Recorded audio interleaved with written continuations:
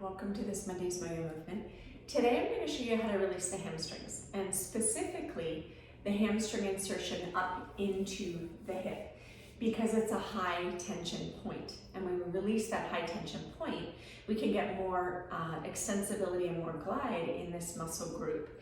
And that's really helpful because the limitation of the hamstring can do a whole host of things, from causing back pain, preventing you from using your hamstrings really well so that it stabilizes your knee, and preventing you from coming into a hinge, a fold, or a healthy anterior tilt that you may need for different types of movements. So I'm going to use the foam roller on the floor. You can also use a tennis ball or one of my favorite tools called an orb. If your hamstrings are really tight, okay, you're going to want to do this release seated in a chair with your knees bent, right? Your hips flexed at 90 degrees, because the more upright you can get your spine, the more you can get the pressure in that area that's going to really help you release. So if you do have tight hamstrings and you need to use a chair, you'll want to use either a tennis ball or an orb or some type of ball. I would not suggest using harder ones like baseballs, golf balls, or lacrosse balls. I'd use something soft like a tennis ball or a foam ball like an orb. So I'm going to demonstrate on the floor with the roller.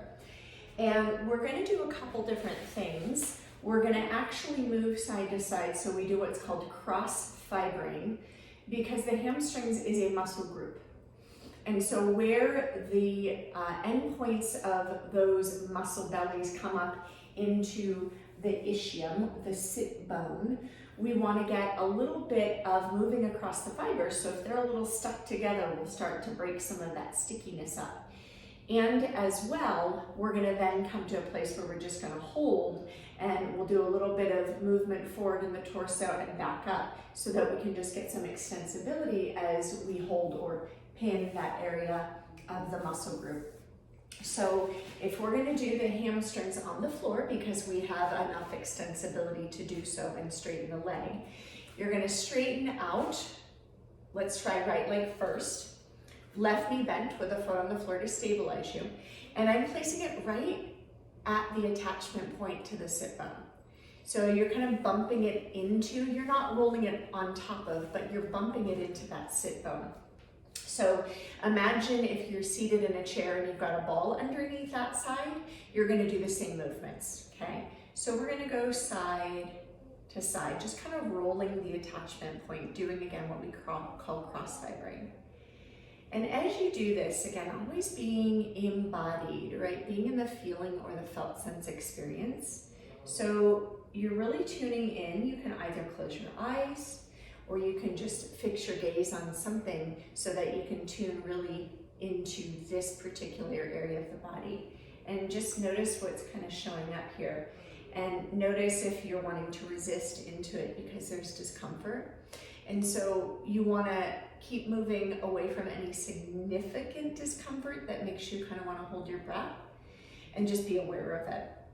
And so as we cross fiber, we're just going to kind of separate some of those muscle bellies and any of their unhealthy connections to one another.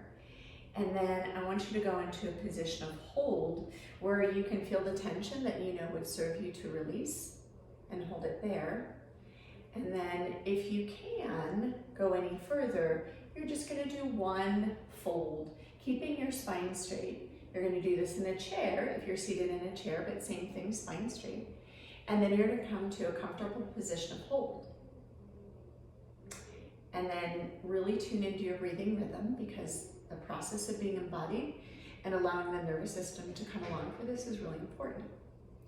So staying here and just really feeling the rhythm of your breath, that long exhaling breath and that corresponding rebounding full and easy inhalation.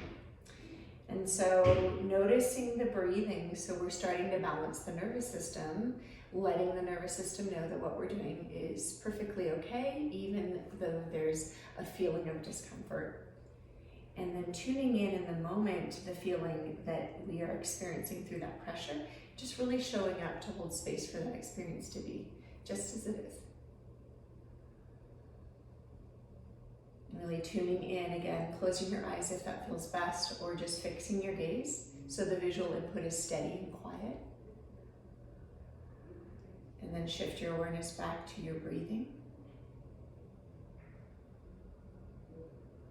Knowing where we're balancing our nervous system to accommodate what we're seeking to do, which is let go of the tension. And then tune your awareness back into that area where we're applying pressure. And just be within the moment. And what you might start to notice is the less we resist and just show up to feel something, it starts to kind of automatically shift for us. And that's what happens when we don't apply more resistance to the resistance that's within us. And then bring your awareness back to the breath.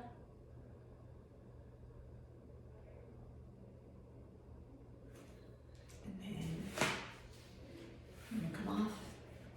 And I'm going to invite you to try this on the other side. But before you do, just notice what's happening. Notice the difference between one side and the other. Notice the energy or any pulsation that you're feeling as a result of that release.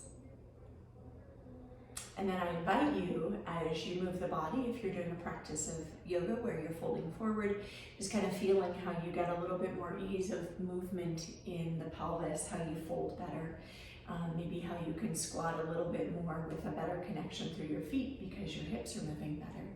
So I invite you to really be in the feeling experience of what the shifts, right? Not only in the now, in what you feel with the release, but how you move as a result of it.